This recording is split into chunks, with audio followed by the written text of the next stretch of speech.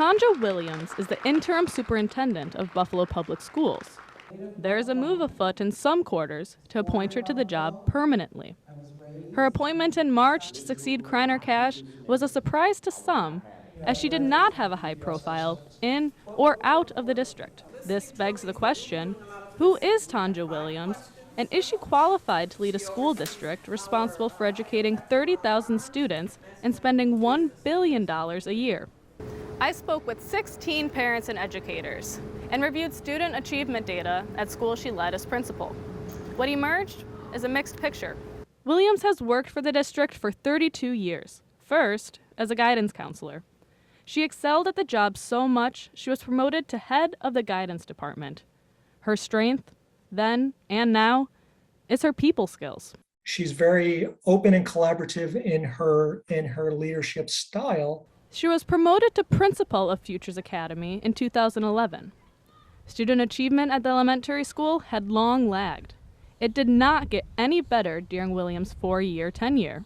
In fact, student performance on standardized tests gauging reading, writing, and math skills actually declined.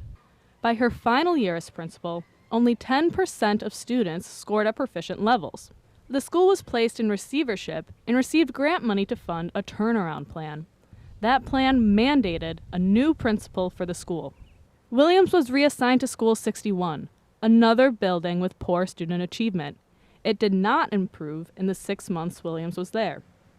Again, the transformation plan for the school required a new principal. I can't say she was like a great leader at that school or not a great leader. All I can say is no one should put much stock in the fact that she was removed under that legislation. Aside from her track record as principal, there's also concern about Williams' lack of teaching experience.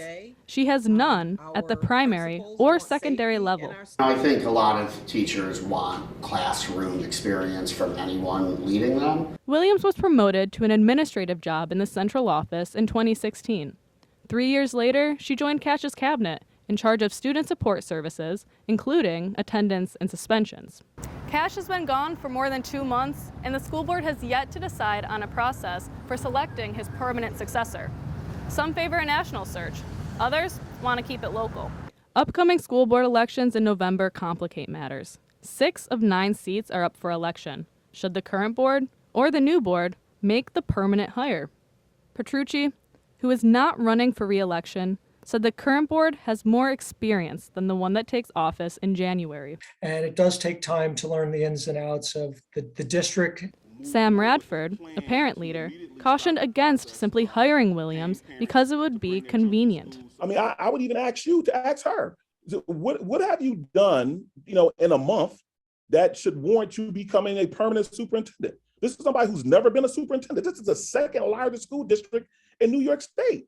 We wanted to pose that question and others to Williams. We asked and finally got an answer through her district spokesman. No. For Channel 2 News, I'm Lane Dowdle with Investigative Post.